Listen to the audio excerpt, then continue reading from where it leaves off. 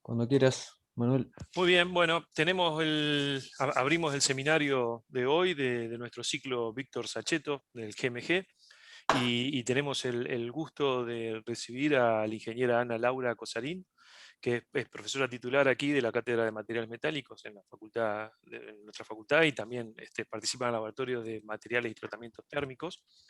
Y también es docente, profesora en la Cátedra de Materiales de la Facultad de Ingeniería en la UNLP, y también me parece que tenés algún cargo de gestión, ¿no, Ana? ¿También ahí? Sí. Bien. Desde el 1 de junio. Ajá. Flamante, un cargo flamante. Sí. Bueno, Ana, hoy no va a ser un tema relacionado con los materiales granulares, sino que nos va a hablar sobre el desarrollo y fabricación de aleaciones de aluminio, que es el tema en el que ella está trabajando, pero particularmente, tal como reza el título, con ojos de mujer, y eso yo quisiera destacarlo, ya que el 23 de junio de este mes es el Día de la Mujer en la Ingeniería, y en nuestro grupo GMG y en el Departamento de Mecánica somos conscientes de los desbalances de género que hay fuertemente en ingeniería y particularmente en ingeniería mecánica.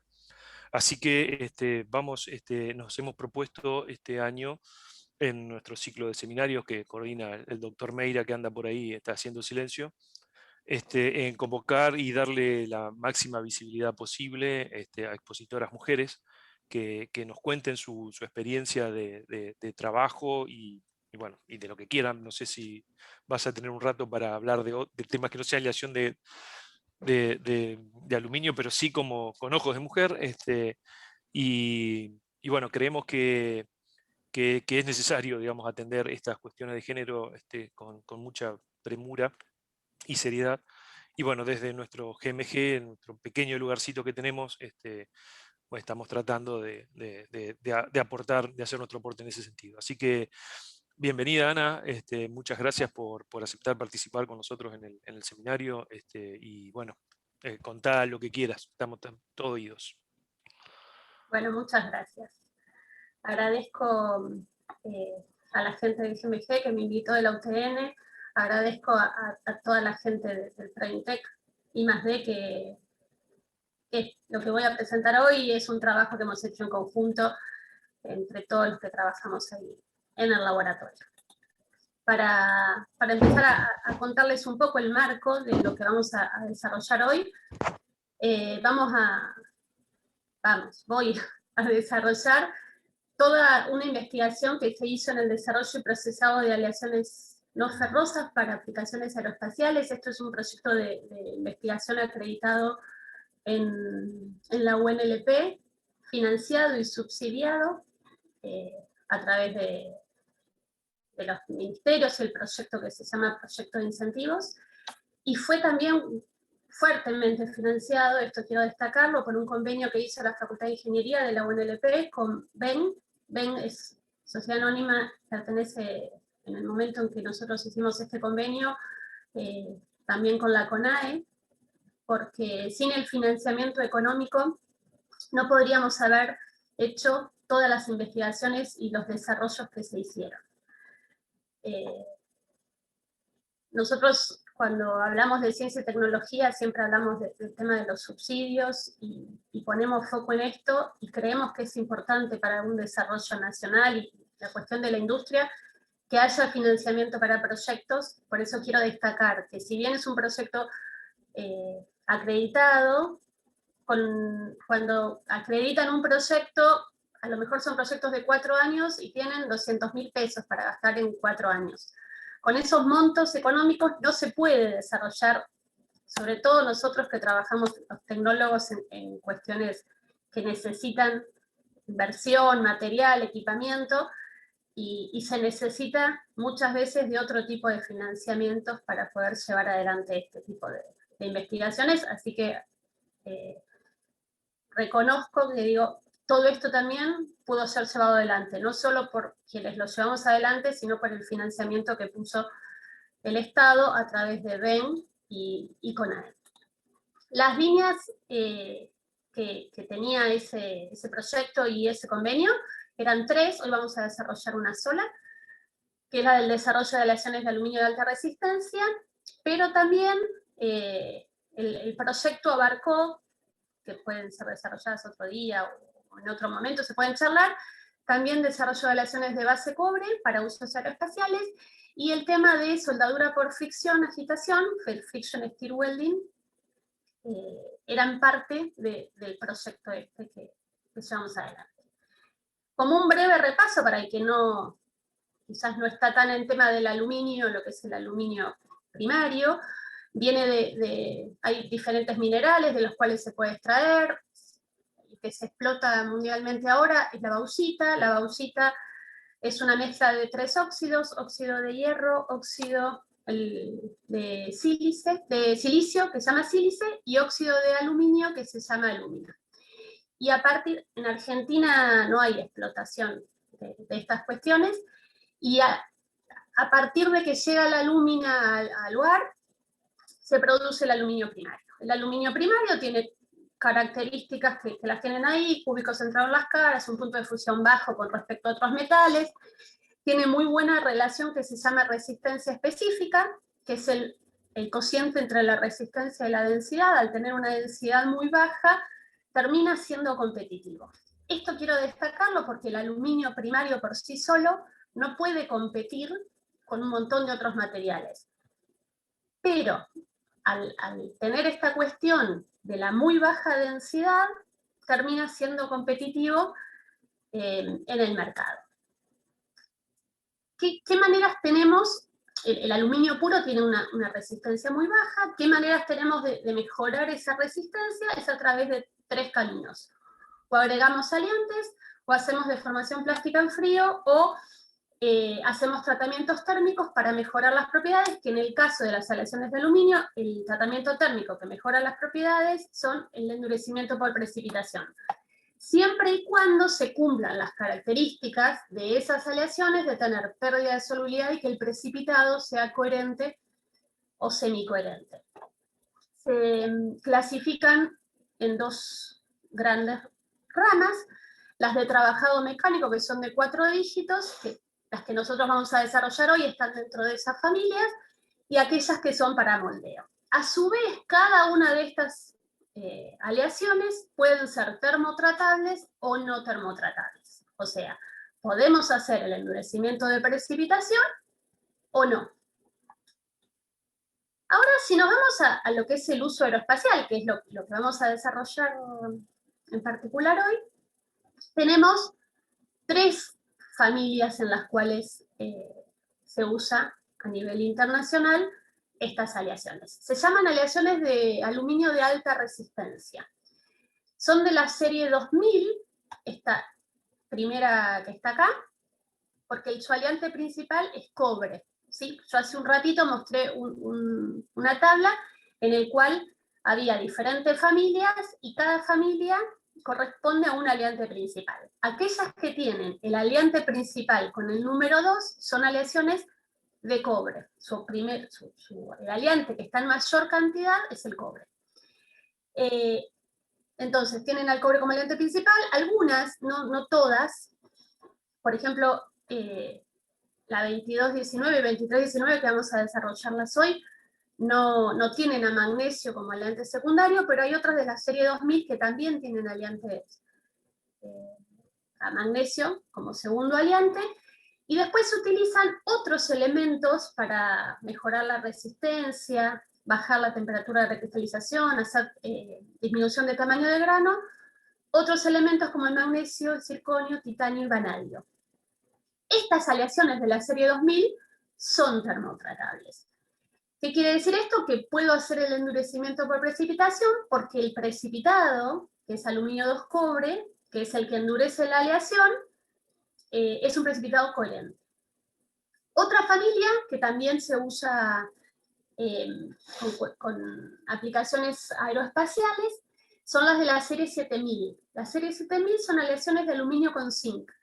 Tienen al zinc como aliante principal y a esas aleaciones siempre se les agrega el magnesio porque el elemento endurecedor es una fase que se forma el magnesio junto con el zinc para lograr ese precipitado. También en estas aleaciones de la serie 7000 muchas veces se utilizan otros elementos en muy bajas cantidades, como ser cobre y cromo, y son termotratables. Tienen la pérdida de solubilidad y el precipitado es coherente.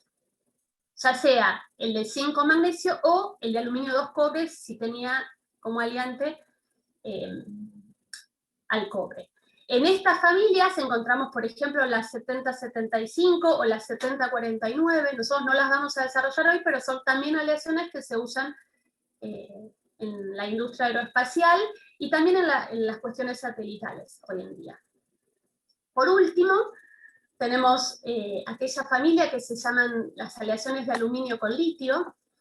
Estas aleaciones, en particular, hoy vamos a ver una que nosotros trabajamos, que es la 2195, no es que tienen el litio como un aliante principal, sino que, por ejemplo, esta que yo les menciono, que es la 2195, tiene el cobre como aliante principal, pero tiene el agregado también de litio. Existen aleaciones de aluminio-litio, aluminio-litio-cobre, aluminio-litio-cobre-magnesio, y la particularidad que tienen, además de que son termotratables, entonces podemos endurecerlas un poco más todavía, es que reducen el peso. El litio es el metal que nos da la densidad más baja, con lo cual podemos hacer reducciones de peso en los elementos que estamos utilizando. Y a su vez, por cada porcentaje de litio que agregamos a las aleaciones, se mejora un 6% el módulo elástico de la aleación. Bien, entonces con esta breve introducción, lo que voy a hacer ahora es contarles qué hicimos en estas 3 aleaciones diferentes de aluminio de alta resistencia. Nosotros, la aleación 2219 es una aleación que se usa para hacer los tanques de combustión, ¿sí? Para poner combustibles líquidos y oxígeno. Entonces, para eso se requiere de chapas. Las chapas después son soldadas, ya sea con aporte o por friction stir welding, que lo desarrollo un poquito después. Pero nosotros ahí lo que vemos en pantalla es la composición química que tiene la aleación 2219 en la parte superior, y por debajo la aleación química de la muestra que nosotros fundimos. Esta aleación, así como hace un rato yo mencioné que en Puerto Madryn, acá en Argentina, está la fábrica Aluar y ahí hacen aluminio primario, la aleación 2219 no se desarrolla en Argentina. Esta es una aleación en la cual no presenta grandes dificultades a la hora de fundir. Ahí hay una lista de todos los procesos que nosotros hicimos para estudiar esta aleación, pero básicamente al tener punto de fusión bajo el aluminio y los aliantes que presenta esta aleación en particular, no es de gran complejidad. En las imágenes que ven, bueno, nosotros en el laboratorio, en el PROINTEC I+D de la Facultad de Ingeniería, contamos con una parte del taller que tenemos hornos y podemos fundir nuestras aleaciones. Trabajamos con moldes metálicos. Si uno observa el molde, en la figura acá del medio está el molde abierto, ¿sí? Es un molde metálico. Este es el canal de alimentación, ¿sí? La colada se hace por surgencia, con lo cual nosotros volcamos el metal líquido por este lugar y el metal va subiendo hasta hacer todo el llenado. Básicamente es para disminuir la turbulencia y que el material quede más limpio. Acá tenemos la placa, una vez fundida, se trabaja solo con esta parte, ¿sí? El canal de alimentación no se utiliza. Para los estudios eso se puede volver a fundir, eso no hay ningún problema. Y estas fusiones fueron todas hechas en el horno que nosotros le decimos el horno crisolero, que es un horno a gas.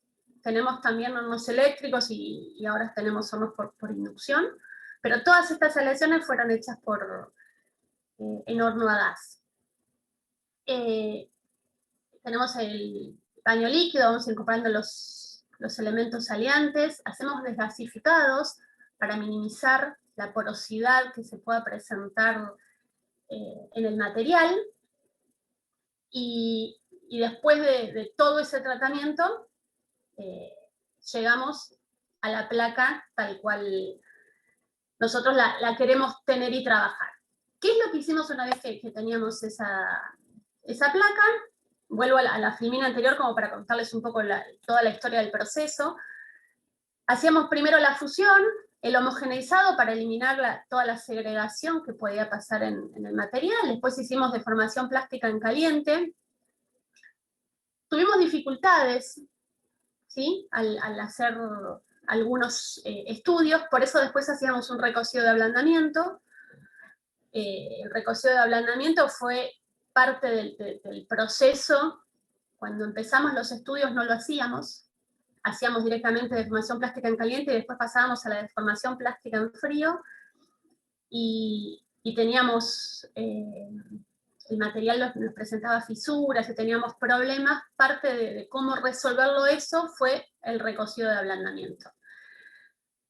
Después, la deformación plástica en frío. El recocido de ablandamiento es un tratamiento térmico que se hace para sacar de solución todos aquellos elementos que producen endurecimiento, entonces uno lo podía trabajar mejor.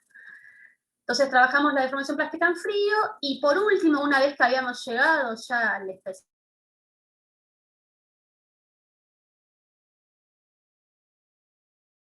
propiedades mecánicas.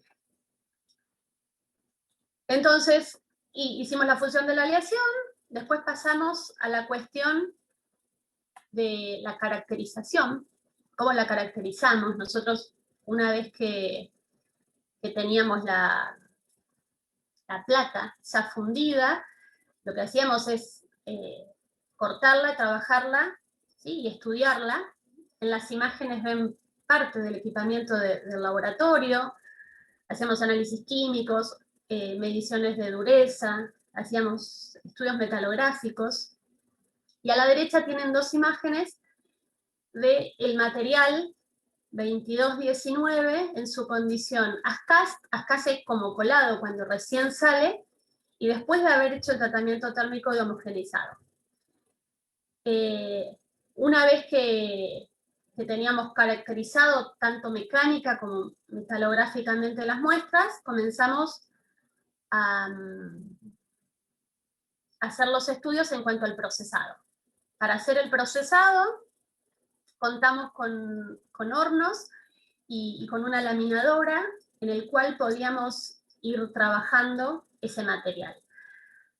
La primera laminaciones que hicimos eran laminaciones en caliente. Esas laminaciones en caliente, en el gráfico que está a la derecha, en la parte superior, son los enfriamientos que se iban produciendo, todas las muestras que nosotros estudiamos, y esto lo recalco porque digo, es una cuestión que a veces en las empresas no se acostumbra, y es importante llevar el control térmico de todo el proceso, saber cuál es la historia que estuvo.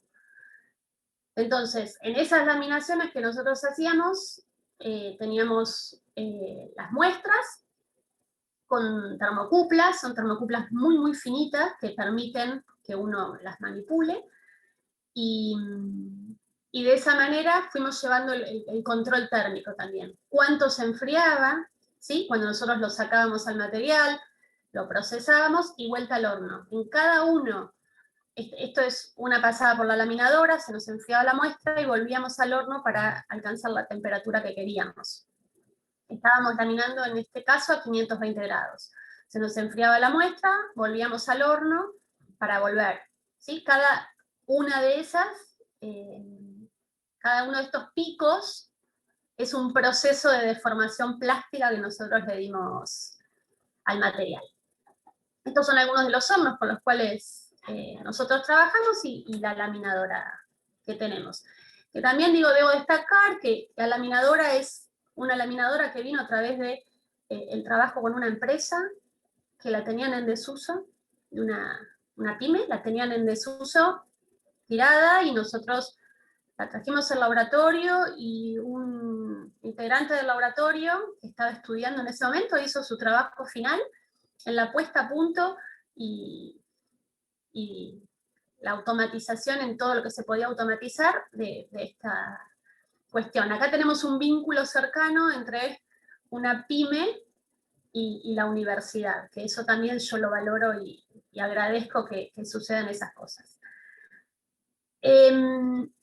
Esta micrografía que está acá es una micrografía que muestra, es laminada en caliente, y muestra cómo está hecha en la dirección de laminación, ¿sí? Como los granos, aunque nosotros laminábamos en caliente, con lo cual uno podría pensar que podía existir una recristalización dinámica, de todas maneras el material quedaba con deformación plástica en la dirección de laminación. Después de laminar en caliente, esa muestra en particular hasta 8,9, hicimos un montón de pruebas con laminaciones, fue la idea de laminar en frío es aumentar propiedades mecánicas. Entonces, como el espesor final iba a ser 5 milímetros, uno podía laminar hasta 8,9, podía laminar hasta 7,6, podía laminar hasta 6,8, digo, cualquier valor, digo, hicimos pruebas con un montón de diferentes espesores para llegar al final con la mejor propiedad mecánica posible, que es lo que buscábamos en nuestro material de estudio. En este caso, acá ya tenemos el material laminado en caliente hasta 8,9 y luego laminado en frío hasta 5 milímetros. Esto está en la dirección, como les decía recién, la dirección longitudinal. Lo que dice atacada con Graphikeller son los reactivos con los cuales logramos visualizar el grano. Muchas veces el aluminio se hace anodizado y con luz polarizada. Tuvimos muchas dificultades para visualizar este tipo de aleaciones. Algunas veces podíamos con el anodizado y otras no, así que hicimos un montón de pruebas con reactivos e investigamos mucho, y fue el que mejor nos mostraba la microestructura del material. Entonces, esta es como salió de la laminación en frío 5 milímetros. En las muestras de acá abajo es la misma muestra con dos aumentos distintos. Es posterior, una vez que nosotros ya teníamos la chapa laminada en frío, lo que se hizo fue estudiar tratamientos térmicos para mejorar propiedades mecánicas. Entonces, ¿qué es lo que se hizo? Se hizo solubilizado y envejecido. Acá también hicimos muchísimas pruebas con diferentes tiempos de solubilizado, diferentes temperaturas de envejecido, tratando de estudiar cuál era la mejor opción para llegar a la propiedad más alta en el material buscado. Esto es lo que tiene que ver con la aleación 2219, llegamos a obtener chapas y a estudiarla comparativamente. Chapas de 2219 se consiguen en el mercado, algunos países, nosotros teníamos en ese momento de Francia, algunas, de Estados Unidos, y pudimos hacer las comparativas características para saber que el material que nosotros estábamos desarrollando y el proceso que habíamos como descubierto, si uno quiere, de todas las pruebas que hicimos, cumplía con las características que queríamos.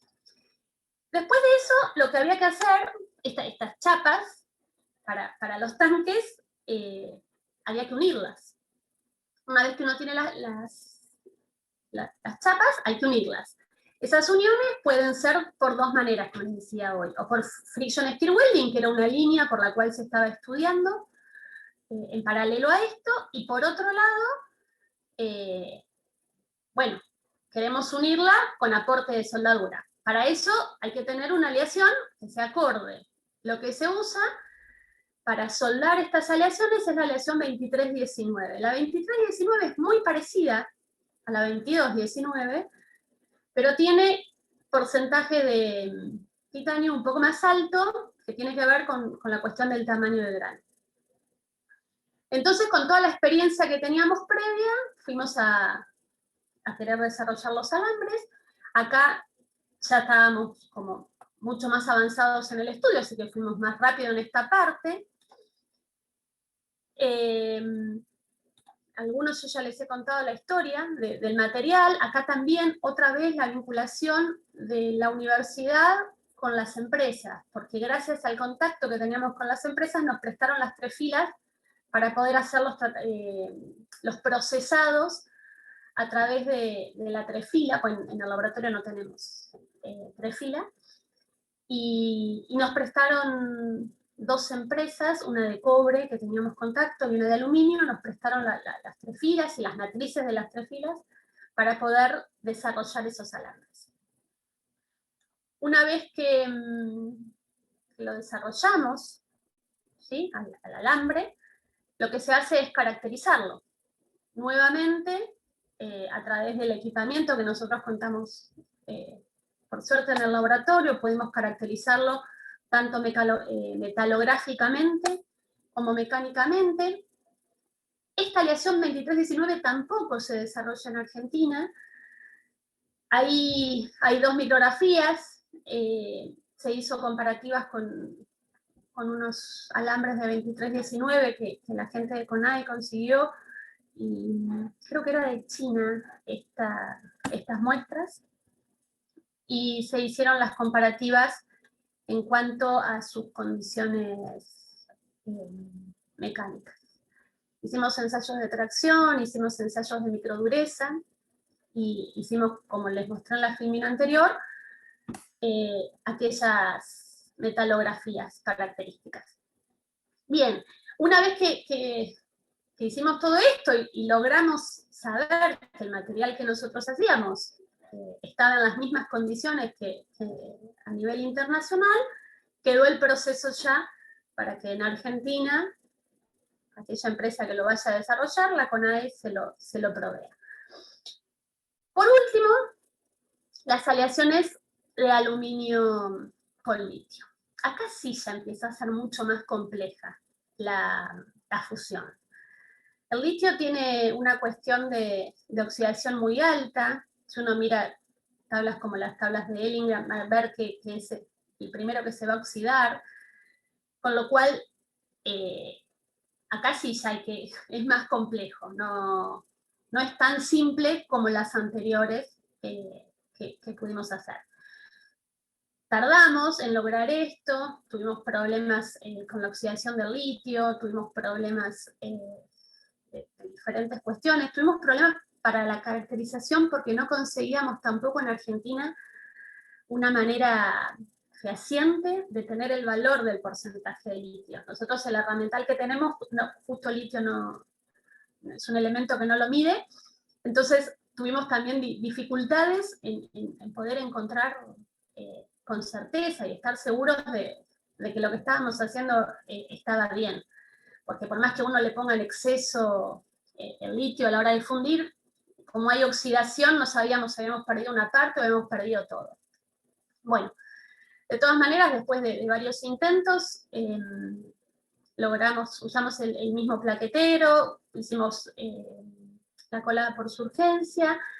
Ahí se ve en el esquema, se ve, esto es una termocupla que nosotros ponemos en la placa para tener mayor información de cómo son los enfriamientos, poder estudiar las fases. Digo, hay un montón de estudios, cada vez que hacemos una prueba, sacamos un montón de información para seguir estudiando y avanzando.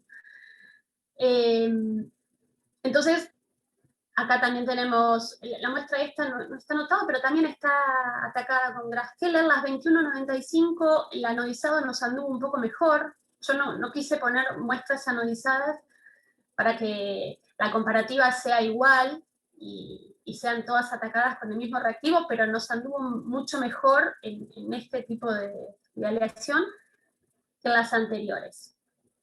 Acá lo que nos pasó es que cuando empezamos a trabajarla teníamos un procedimiento para el procesado muy aceitado. Después de haber trabajado la 2219, la 2319, hicimos la deformación plástica en caliente, hacíamos el recocido de ablandamiento, íbamos después a la deformación en frío, y hasta la 2319 nos resultó fantástico. Y la cuestión es que ahí nos encontramos de nuevo con un problema, porque cuando hacíamos ese recocido de ablandamiento nos apareció una fase en la cual desconocíamos. Nos aparecía esto, es una fase que es aluminio, cobre con litio, que al principio no estaba tampoco en la bibliografía, se desconocía mucho de ella y tuvimos que empezar a estudiar bastante al respecto. Entonces, por suerte, también haciendo estudios, pruebas, lectura, muchas pruebas, análisis, una micrografía. Aquel que ha hecho alguna vez una micrografía sabe lo que cuesta hacer una micrografía de aluminio, porque es un material que en todo caso es blando, se raya. Infinidad de pruebas y micrografías estudiadas, y logramos, que estaba puesto en la filmina anterior igual para que quede, esta cuestión del recocido de ablandamiento modificado. Descubrimos que la formación de esa fase se hacía a una determinada temperatura. Entonces lo que hicimos es hacer el recocido de ablandamiento hasta llegar a esa temperatura en la cual se empezaba a formar esa fase, la fase T1 que se llama, y que nos terminaba molestando para lo que queríamos hacer, y ahí cambiamos la velocidad de enfriamiento para inhibir la formación de esa fase. Acá hay dos imágenes en las cuales se ve la sanidad una vez que hacíamos el recocido de ablandamiento modificado. Cuando hacíamos la deformación plástica en frío, el material andaba mucho mejor y no se fisuraba. Estas escamas que nos aparecían dejaron de aparecer. Y logramos tener estas chapas de aleación 2195, que es lo que estábamos queriendo obtener. Por supuesto que falta un montón, falta muchísimo estudiar en estas aleaciones 2195. Sin ir más lejos, ahora el 17 de junio cierra la convocatoria a proyectos e incentivos, y desde el laboratorio estamos presentando un proyecto para estudiar en mayor profundidad este tipo de aleaciones. El litio es un material estratégico, y si bien todo el mundo habla de litio por las baterías de litio, hay muchísimas más aplicaciones en las cuales se puede utilizar el litio, y las aleaciones de aluminio de alta resistencia son una de ellas, que se usa el litio como aliante, pero de todas maneras está en uso esa aleación. ¿Por qué nos parece como fundamental el desarrollo de este tipo de aleaciones? Nosotros vinculamos todo esto, cuando digo nosotros, de quienes compartimos el proyecto en el laboratorio, para nosotros es estratégico esto a nivel mundial. Si uno analiza los valores económicos de cuánto sale, por ejemplo, una tonelada de aluminio primario o una tonelada de aluminio aliado, se va a dar cuenta cuánto más redituable es hacer aleaciones. Bueno, yo siempre hablo, cuando doy clase, digo en la cátedra, yo prefiero vender zapatos sin un cuero, yo prefiero vender una hamburguesa de soja y no la soja. Acá me pasa lo mismo. Yo prefiero vender aleaciones de aluminio y no vender aluminio primario. Si uno mira el valor económico, depende del momento del mercado, y eso en números redondos, entre 2.000 y 2.800 está hoy en día el aluminio primario. La tonelada. $20.000 sale la 2219, la 2319, y alrededor de $220.000 sale la 2195. Siempre es un orden de magnitud mayor. Uno podría decir 2.000, 20.000, 200.000. Entonces, de la importancia de poder generar este tipo de valor agregado a las cuestiones.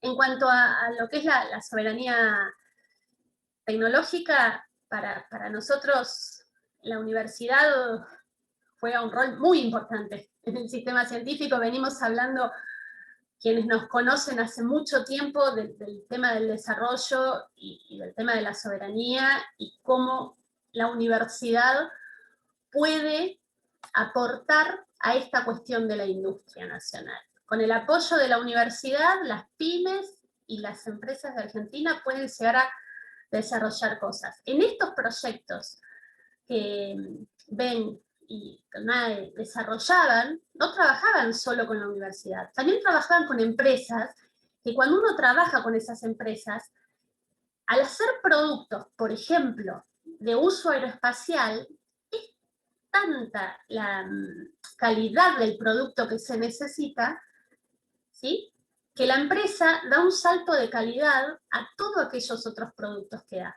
Uno empieza a trabajar con procedimientos y cosas que disminuyen los errores, disminuyen los defectos, ¿sí?, y esto fomenta a la calidad del producto.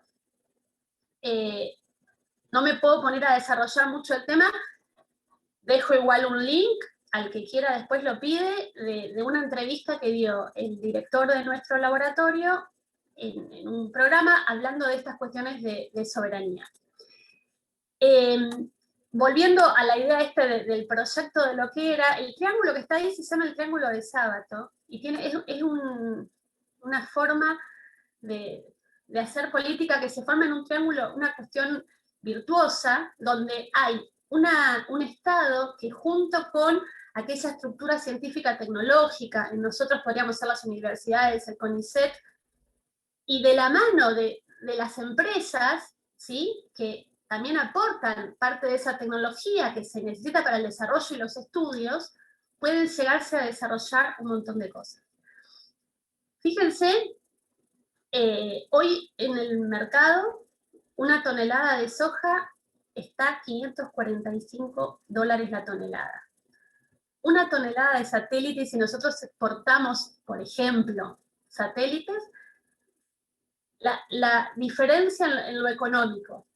Pero va más allá de eso, digo, me parece que tiene que ver también con cuántos rubros están involucrados, qué cantidad de empresas trabajan para esas cuestiones, cómo podemos aportar desde el lugar en el que estamos. Argentina tiene la capacidad, ¿sí?, de poner en órbita satélites de desarrollo nacional. Eso lo han hecho 8 países en el mundo, nada más.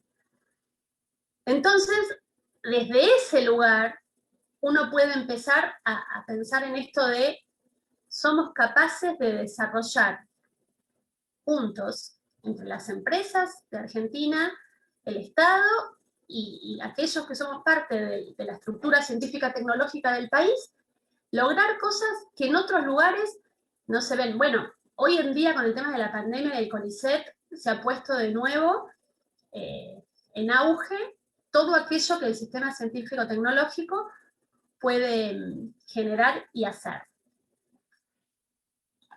Este trabajo, por supuesto, fue hecho por un grupo de ingenieros. Quien nos dirige es el doctor ingeniero Alfredo González, que es profesor también en las dos facultades, tanto en la UTN como en la UNLP. La UTN está en el departamento de industrial, dando ciencia de los materiales. Igual que el ingeniero Tobio y el ingeniero Lacoste son partes de ese plantel docente. Y quien les habla, y Lucas Feloy, estamos en materiales metálicos en la UTN. Como ven, estas 7 personas, que por supuesto trabajamos también con un montón de chicos y de becarios y becarias, por suerte también, pero a lo que iba a mostrarles era esta cuestión. Uno ve todo un grupo, la única mujer en ese grupo profesional soy yo. Las mujeres actualmente en ingeniería representamos aproximadamente el 20% de la matrícula que hay. Si bien ese número de 20% es dispar, depende de la carrera, en ingeniería química, por ejemplo, es mucho más alto, o en ingeniería industrial, y en aquellas carreras como ingeniería mecánica es mucho menor. De todas maneras, yo quiero rescatar que las mujeres vienen trabajando en ciencia y tecnología desde hace mucho tiempo. Para mí, el primer ejemplo de una mujer trabajando en ciencia, Madame Curie, que fue no solo la primera mujer en recibir un premio Nobel, sino que fue la primera persona en recibir 2 premios Nobel en distintas especialidades, en física y en química. Ella entregó la vida a la ciencia. Estaba con todas las muestras cuando estudió todo el tema del radio y esas cuestiones, dicen que guardaba todas las muestras en los bolsillos, lo mismo que hacemos todos. Cuando vas de un lugar a otro y estás haciendo ciencia, muchas veces guardamos muestras en los bolsillos. Yo guardo muestras de aluminio, ella guardaba muestras con radio. Entre otras cosas, digo, que tampoco nunca se olvidó su historia, porque fíjense que el primer elemento que descubre le puso polonio. Y en Argentina, hace más de 100 años que tenemos mujeres ingenieras. En el año 1918 se graduó la primera mujer ingeniera, no solo de Argentina, sino de toda América del Sur, y llegó a ser directora de Vialidad Nacional. Entonces, digo, las mujeres hace mucho tiempo estamos en ingeniería y en la ciencia. Lo que pasa es que estamos invisibilizadas. La semana pasada estuve en una reunión de Confedi, y les juro que hasta me parecía, en parte, terrible. Se hizo una reunión en la cual se dieron sugerencias, estamos en el siglo XXI, sugerencias para hacer congresos, ¿sí? O eventos, la palabra era eventos académicos inclusivos. Y los pedidos eran que haya imágenes de mujeres, pongan a una mujer en el panel, pongan a una mujer a dirigir alguna vez, cuando en realidad hace mucho tiempo que las mujeres estamos en ingeniería.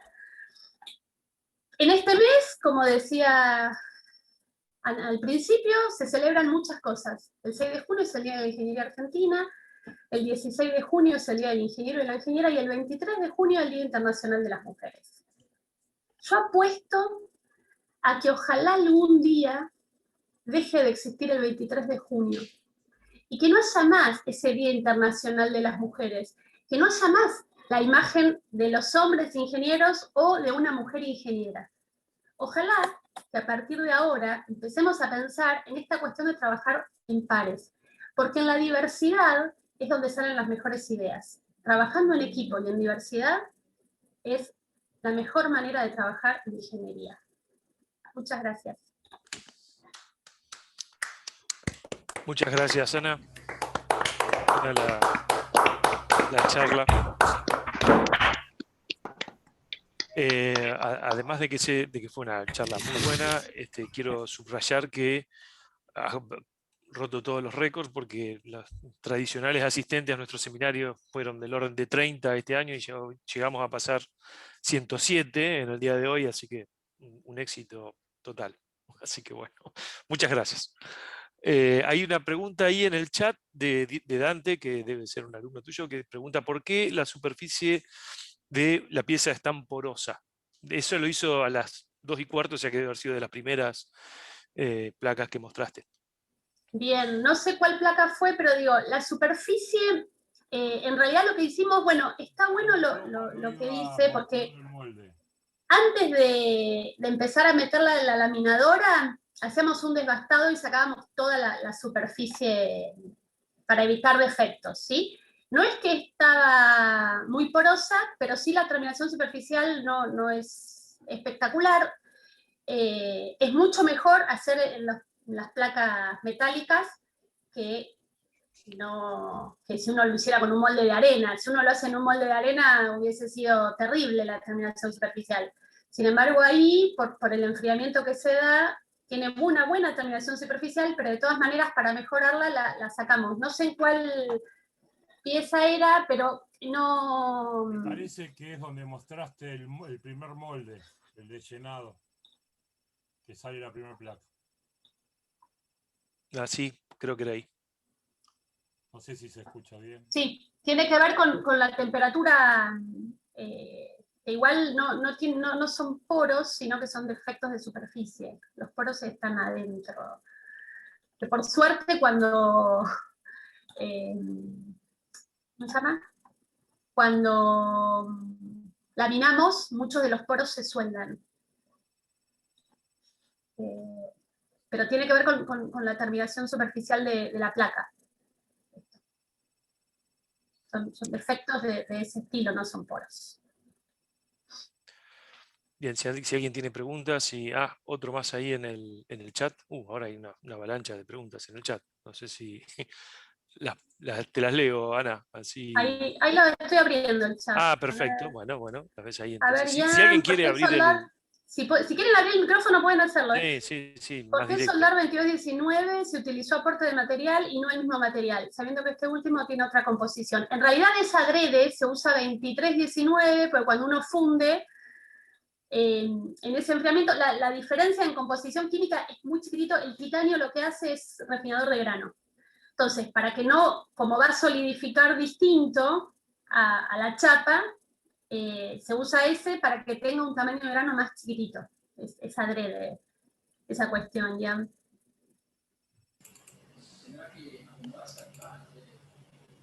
¿Se pierde el porcentaje de litio al oxidarse la aleación? Sí. Sí, perdimos porcentaje de litio porque nosotros ponemos litio en exceso. Cuando fundimos, paren que voy a la composición, por si alguien no la tiene presente, a la composición química del litio. Acá estamos. Fíjense, no, esta es la 23.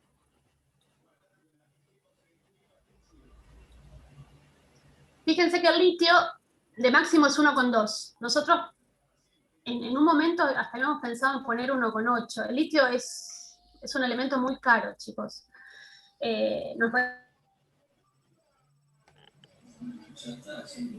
Poníamos en exceso porque perdíamos una parte, pero tampoco es que poníamos 2%. Entre 1,5 y 1,8 es la cantidad de litio que nosotros poníamos para cuando se nos oxidara. Cuando se nos oxidara la aleación, digamos, o el litio ese, nos siga quedando.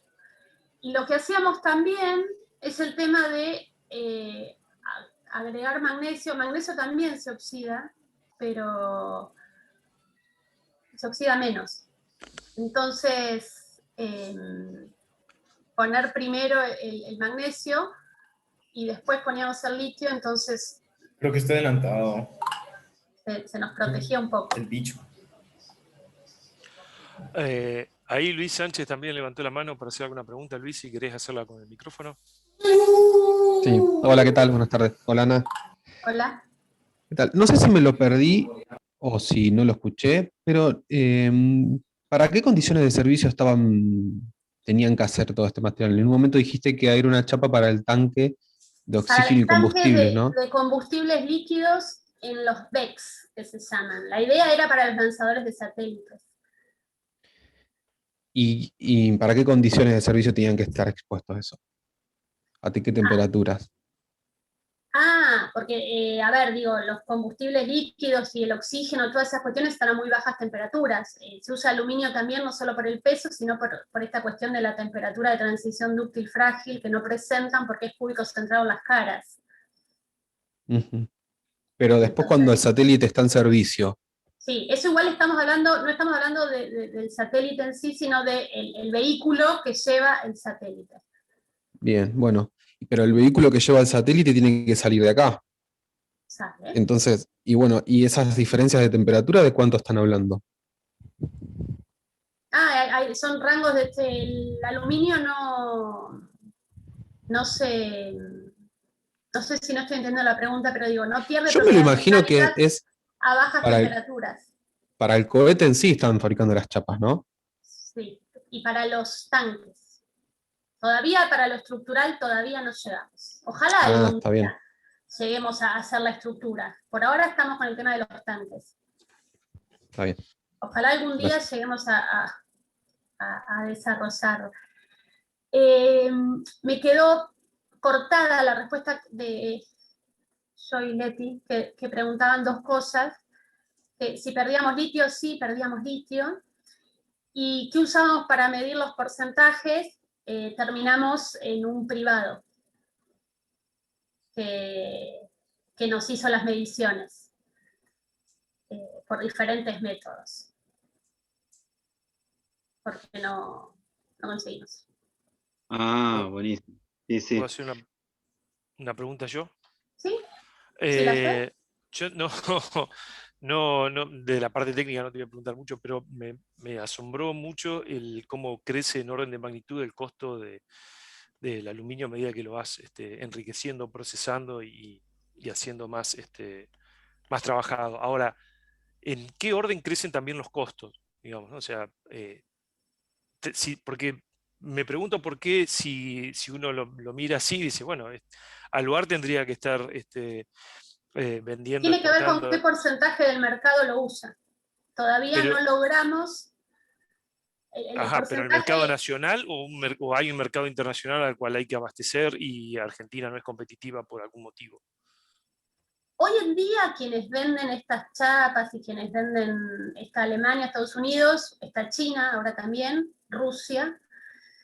China, cuando nosotros empezamos las investigaciones, todavía no lo vendía, hoy en día ya lo está vendiendo, pero no es que se usa en demasiadas cosas. Nosotros a veces llevamos a la discusión esto de si empezáramos a usar la aleación 2219, por ejemplo, en trenes, en vehículos, en otros lugares, podría ser más factible de que empiecen a consumirse más. Es muy chiquitito el mercado en el cual todavía se está usando. Es una cuestión de la atracción de la demanda, lo que limita todavía Exactamente, eso. exactamente. Y a veces cuando uno va a hacer una aleación que te sale del estándar, quienes tienen un monopolio, es más fácil vender lo básico y vender así y no invertir para generar otra cosa. Claro. Lo que pasa es que esa cosa que vos generás también viene acompañada de un montón de otras cosas que tienen que ver con desarrollo de otras industrias, de otras pymes que te den soporte. Tiene más que ver con una idea de país que con una ganancia en sí para la empresa. Sí, sí, naturalmente. Claro. Yo tengo una pregunta, Manuel, ¿puedo? Sí, claro. Hola, Ana, gracias por la charla, muy interesante.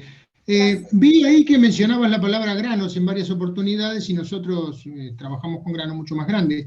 Y también mencionaste de pasada en alguna de las respuestas que el titanio era un disminuidor de los granitos, algo así. Es como si los aleantes que le pusieran modificaran el tamaño de los granos y las propiedades de la aleación. ¿Hay simulaciones microscópicas de qué es lo que ocurre con cada aleante? Por ejemplo, el titanio, si está en el centro del grano y a partir de él cristaliza, si la transición ocurre a partir del titanio, del litio, ¿y qué le ocurre después cuando vos calentás, estirás y enfriás? ¿Y cómo ese proceso influye en el reacomodamiento microscópico de la aleación? Simulaciones no tenemos simulaciones. Sí hacemos un montón de pruebas y cuestiones que tienen que ver y estudios. Hay un montón de estudios donde hablan, se usa el alambrón de aluminio, titanio, boro para hacer de refinador de grano. Cuando el grano es más chiquito, las propiedades mecánicas son mejores. El tamaño de grano chico es el único que mejora la ductilidad y la resistencia. Siempre cuando sube resistencia, baja ductilidad, en función de lo que uno hace. Salvo para el tamaño de grano. Cuando vos disminuís el tamaño de grano en una aleación metálica, mejora la resistencia y mejora la ductilidad. Entonces, es importante el tamaño de grano. Y lo que hace el titanio y el boro es hacer mayor cantidad de nucleación a la hora de la solidificación. Entonces, y el circonio, por ejemplo, hace de anclaje para las cuestiones que tienen que ver con la recristalización, pero no hay simulaciones ni matemáticas, ni tenemos programas de simulación. Yo desconozco si hay. O sea que sí se sabe cómo influye cada uno, pero no se sabe cómo uno podría hacer para que el titanio no se te amontone todo en algún lugar o no haya clústeres de titanio o del compuesto para disminuir el costo del material caro, el litio, por ejemplo. Sí, igual no, el titanio, nosotros hacemos la mezcla, cuando está en estado líquido, hacemos la mezcla, dejamos asentar, hacemos cuando uno también hace desgasificado, que hacemos que salga para disminuir esa porosidad, todos esos gases muy finitos que van subiendo a la superficie, también hace que se siga mezclando. No son... Hay segregación, pero no es tanta como en otros materiales que donde el tema es mucho más importante. Bien, bien, muchas gracias. Y María es María Solomea Slodowska. Tengo una amiga polaca que se enoja mucho cuando dicen Marie Curie, porque era el Sí, marido, ¿verdad? es verdad, Gracias. es verdad. Ahí hay otra pregunta en el chat acerca de si se puede recurrir a financiamiento privado para hacer toda la investigación. De aportes, donaciones, etc. A ver, donaciones no, no recibimos todavía, pero bueno, ahí, digo, financiamientos hay, sin ir más lejos, actualmente estamos también, así como les cuento que el 17 vence una convocatoria de proyectos de incentivos y nos estamos presentando, estamos también trabajando en la redacción de un convenio con BEN para estudiar todo el tema de friction stir welding y profundizar esa parte porque ellos necesitan también mayor aporte ahí. Cuando hay intereses del Estado, aparecen algunos financiamientos, líneas de financiación específicas, hay a veces, y bueno, a veces el tema que uno no está en desarrollo no tiene tanto gusto del Estado, digo, a ver, no todo no quiero meterme en lo político, pero digo, nosotros ahora estamos como retomando cosas porque hubo todo un periodo en el cual tuvimos cero aporte y cero financiamiento para esta cuestión y sobrevivimos con nuestras investigaciones de lo que habíamos juntado y ahorrado y haber comprado material. Aprovecho esto que Manuel preguntaba con el tema de los costos de las aleaciones. Cuando nosotros tuvimos financiamiento, compramos para después fundir, son más caros fundir la 2195, pero no está en el orden de magnitud que va. Pensemos que el litio es menos de 2% lo que uno pone. La mayor parte es aluminio y es igual en todas las diferentes aleaciones. Entonces, es muy poco lo que varía en cuanto a la materia prima en sí. Sí hay que tener otros recaudos, sí hay que tener otros cuidados y quizás durante el estudio, porque uno se equivoca cuando estudia, se pierden materiales que no pueden ser usados de la misma manera, pero cuando uno después refunde lo termina perdiendo el litio. Pero una vez que el proceso está hecho, no es mucha la diferencia económica. Bárbaro. César, ¿querés hacer la pregunta con micrófono? Sí, buenas tardes, Ana. No sé si se ¿Qué tal? escucha bien ahí. Se escucha un poco bajito. Bueno, voy a tratar de elevar la voz. La consulta es sobre el slide 16, la imagen del grano. No sé si es por desconocimiento o impericia mía en la observación. En el grano se distinguen como una especie de pancitas, como si se hubiera querido formar un grano, pero no hubiera terminado de hacerlo. Y hay como granos que parece que tienen 3 o 4 lóbulos. Son subgranos, sí. No, está bien, César. Hay como subgranos dentro del grano. Perfecto. ¿Es particular de la aleación? Sí, nosotros lo hemos encontrado en todas las que estudiamos y en esta lo hemos encontrado varias veces. Estamos en pleno proceso, digo, del estudio de la 2195, sin ir más lejos, todavía no hemos estudiado ni lo que es el solubilizado, el envejecido, los tratamientos térmicos, estamos en eso, pero es particular, pareciera, esa aleación. Perfecto, muchas gracias. De nada. Santiago, ¿querés preguntar con micrófono? Sí, ¿qué tal? Gracias. Quería consultar si era importante el origen de extracción de la bauxita para la consistencia de las aleaciones. Sí. No. A ver, digo, hay 7 minerales distintos igual de los que encontramos. Aluminio es el metal que más se encuentra en la corteza terrestre y es hay 7 minerales que lo tienen, no existe el aluminio metálico como tal, y el que se usa es la bauxita, que como decía hoy es la mezcla de 3 óxidos. No, son esos 3 óxidos los que lo conforman. Aluar, por lo menos hasta donde yo sabía, trae la alúmina de Australia la mayoría. Pero creería que no, que es distinto. Gracias. ¿Alguien tiene alguna otra pregunta para Ana? Si no, ya los despedimos. Si no, ya nos liberamos. Bueno, Yo- Ana, yo- a ver, Yo dale, tengo, ya te- espera, Manu, yo tengo una, pero es un comentario que no tiene nada que ver, Ana. ¿Las espumas metálicas, Ana, tienen algún desarrollo en el país, aunque sea en investigación primaria o básica? ¿Existe algo de espumas metálicas? Yo por lo menos no conozco. Porque con estas aleaciones que vos desarrollás, si se pudieran hacer espumas, sería, bueno, pues ya sé que no debe ser una cosa muy simple, pero quiero decir, parece esta resistencia del material, sumado a la disminución de peso, debido a que el porcentaje de sodio es muy bajo, sería fabuloso. Bueno, era eso nada más. Gracias, Ana. ahí hay una. Bruno, ¿querés hacer la pregunta con Bruno Volponi, que levantó la mano? Hola, buenas tardes. ¿Se me escucha? Sí, ¿Cómo les va? bien. Mi consulta iba por este lado. Quería quizás que realmente me quedó la duda. En general, ¿bajo qué condiciones de servicio se decide utilizar aleaciones con litio como agente aliante primario respecto a cuando se recurre al cobre o a cualquier otro agente aliante primario? Hace 20 años atrás, por ejemplo, la NASA, 20, 25 años atrás, la NASA usaba todo aleaciones de la serie 2000 aluminio-cobre. La 2219, por ejemplo, era la que usaba para hacer todas sus cosas.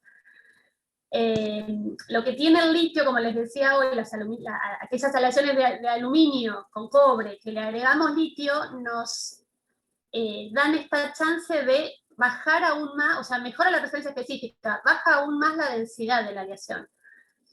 Entonces, a la hora de que uno tiene que poner algo en el espacio, cada gramo cuenta y termina siendo estratégico. Si yo tengo cuestiones más livianas, termino necesitando menos combustible o puedo llegar más lejos, digo, son esas cuestiones. Ahora ya a nivel, en la carrera satelital y en la carrera del espacio, son todas aleaciones con aluminio litio. Bien, y eso, bien, me queda claro. Y también iba a la pregunta por el lado de un tema de condiciones de servicio en cuestiones de temperatura, por ejemplo.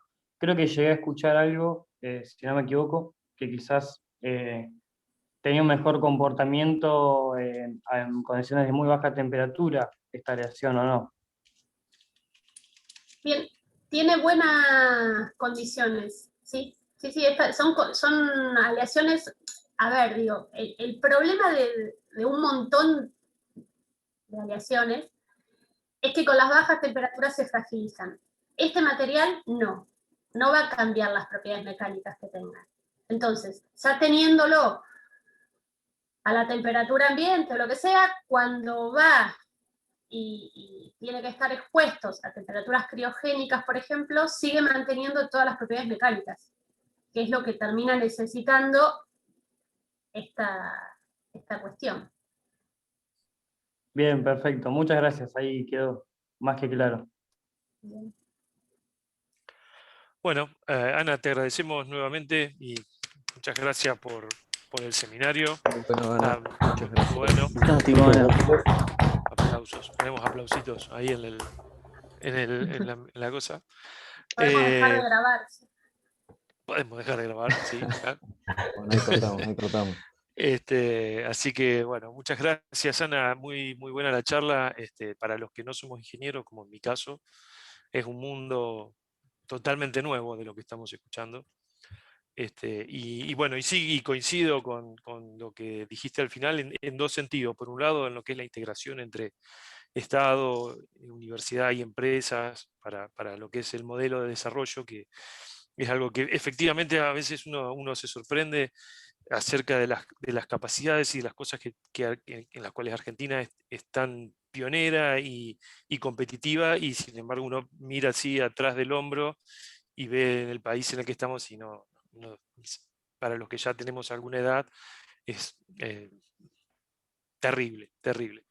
Y también, por supuesto, coincido y me sumo a tu comentario sobre cómo se trata de visibilizar el rol de la mujer en la ingeniería y en los lugares donde hace falta, digamos, atender a las cuestiones de género, digamos, ¿no? O sea que poner una mujer en un panel o forzar una presencia como coordinador no es exactamente la... O sea, yo creo que ayuda a la visibilización, ayuda a que otra gente tomen el ejemplo, otras chicas tomen el ejemplo y demás, pero tiene que ser más profunda esa integración. Tiene que llegar el momento en que realmente la cuestión de género pase completamente desapercibida por el hecho de que no haya diferencia, digamos, no por